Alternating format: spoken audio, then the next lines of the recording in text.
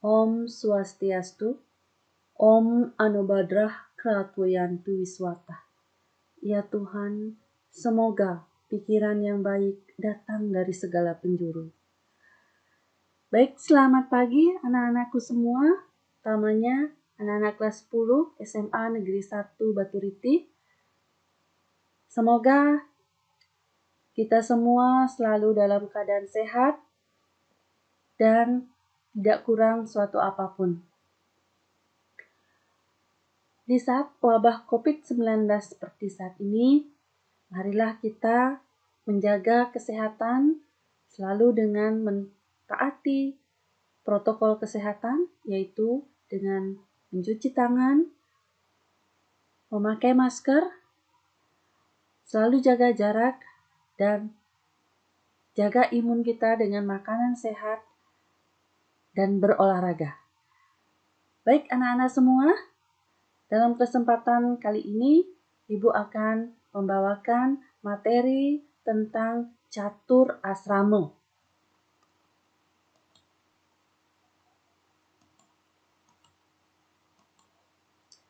Ya, adapun tujuan pembelajaran kita kali ini adalah pertama, memahami hakikat catur asrama sebagai tahapan di dalam kehidupan.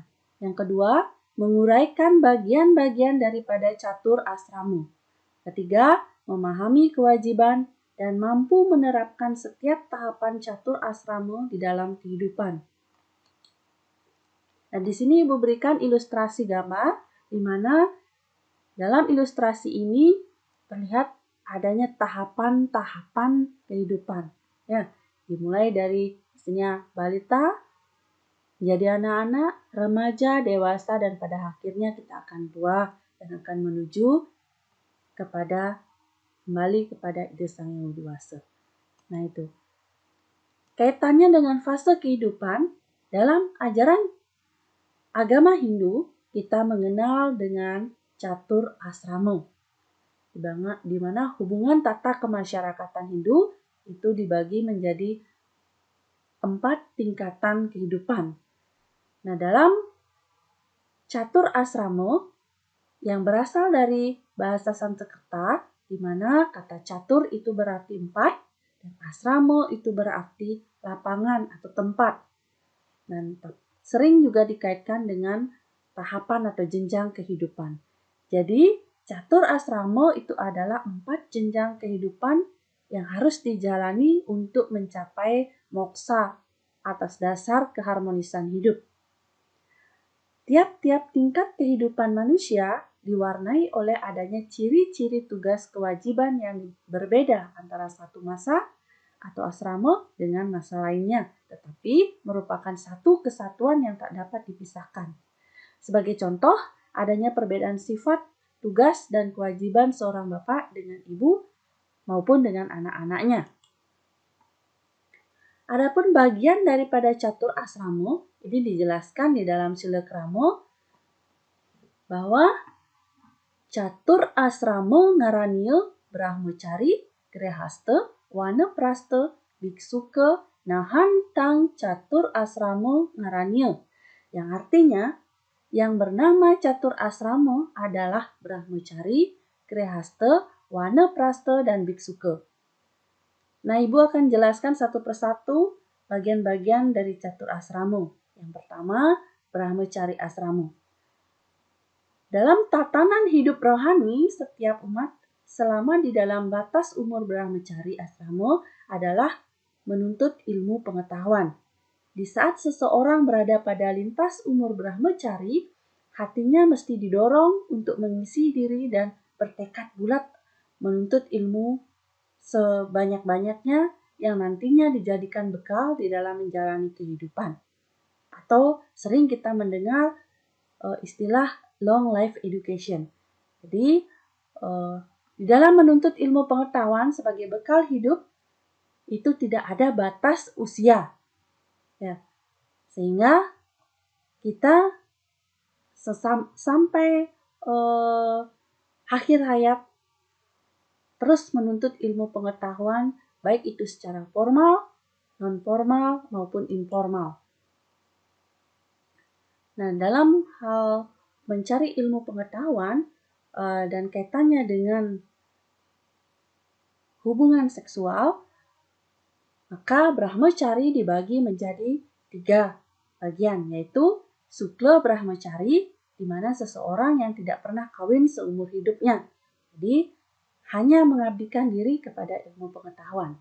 Kedua, Sewala Brahmacari, seorang yang kawin hanya sekali seumur hidupnya. Ini adalah yang pada umumnya dijalani oleh setiap orang.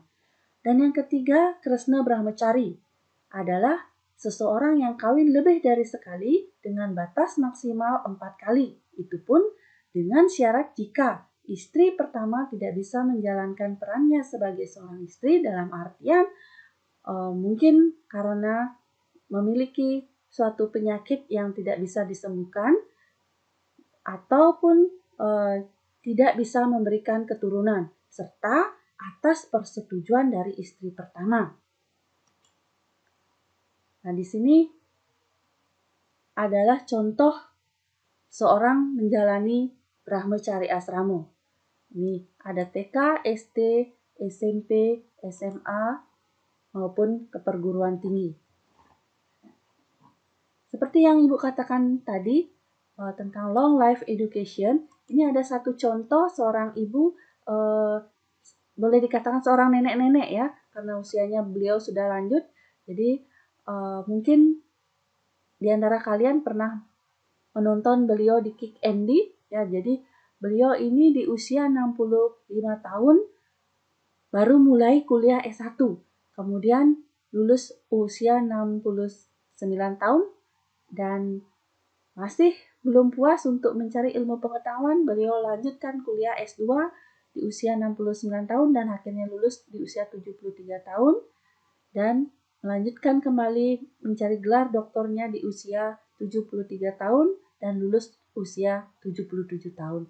Nah, ini bisa kita jadikan satu contoh untuk memotivasi diri sebagai inspirasi kita bahwa ilmu pengetahuan itu adalah suatu hal yang sangat penting untuk kita miliki, karena di dalam menjalani kehidupan, ilmu pengetahuan itu sangat penting. Ya, seseorang yang memiliki ilmu pengetahuan nanti suatu saat dia akan bisa menguasai dunia. Nah, kalau seseorang sudah mapan di ilmu pengetahuan di masa Brahmacari Asrama, barulah akan menuju Grihastha Asrama. Fase Grihastha Asrama adalah fase kedua, yaitu fase membangun rumah tangga. Sebagai landasan fundamental di dalam kehidupan sebelum menjalani Grihastha Asrama, hendaknya membangun diri mulai dari Brahmacari Asrama, mencari bekal ilmu pengetahuan sebanyak-banyaknya. Ya, seperti yang Ibu katakan tadi. Jadi, awal atau modal utama itu ada pada fase Brahmacari Asrama. Di Brahmacari Asrama lah kita mencari modal sebanyak-banyaknya berupa ilmu pengetahuan untuk bisa melanjutkan fase Grihastha Asrama.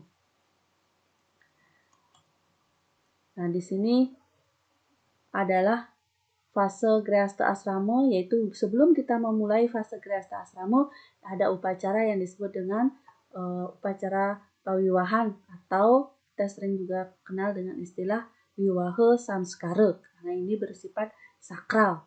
Ya. Nah, adapun kewajiban-kewajiban setelah menjalani Grihastha Asrama itu adalah pertama mendapatkan keturunan. Nah, keturunan yang didapatkan hendaknya adalah keturunan yang suputra, diusahakan adalah keturunan yang suputra. Yang kedua, membina rumah tangga. Dan yang ketiga, bermasyarakat. Keempat, melaksanakan pancayatna. Nah, empat kewajiban inilah jika seseorang atau seorang grihastin belum siap secara mental, maka sering akan terjadi cekcok, baik itu bisa terjadi perceraian, perhara rumah tangga yang lain, di masyarakat ada ketidakharmonisan, dan sebagainya. Ini ilustrasi di mana seorang yang sudah menjalani kehidupan rumah tangga. Ya, demikian repotnya begitu ya. Kalau tidak siap secara mental. Oleh sebab itu, persiapan itu di awal itu sangat penting. Nah, setelah itu baru akan menginjak pada fase Wanaprastha Asrama, di mana dalam jenjang ini seseorang mulai pelan-pelan mengasingkan diri dengan segala kehidupan duniawinya. Hal ini disebabkan karena tanggung jawab rumah tangga dan kewajiban-kewajiban selaku masyarakat sudah diambil alih oleh keturunannya. Jadi, setelah Wanaprastha, maka akan menuju biksuka. Kalau tadi mulai pelan-pelan menghilangkan unsur-unsur duniawi, di masa biksuka ini, maka unsur duniawi atau ikatan duniawi, kegiatan-kegiatan yang bersifat duniawi secara tuntas harus sudah diselesaikan atau harus sudah dilepaskan, karena itu adalah kewajiban daripada sannyasin. Nah, mungkin itu yang bisa Ibu sampaikan dalam kesempatan pertemuan kali ini karena keterbatasan waktu. Nah, sebelum Ibu akhiri, silakan kalian catat tugas.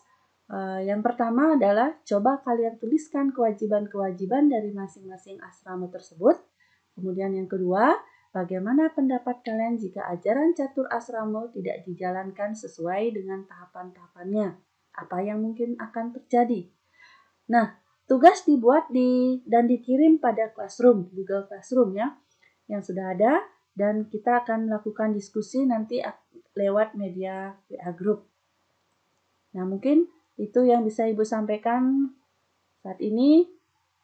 Tetap semangat belajar. Sebelum Ibu akhiri, ya, nanti kalian ingat membuat tugas dan mengirimnya. Tetap semangat, tetap jaga kesehatan, dan Ibu akhiri dengan Parama Santi. Om Santi Santi Santi Om.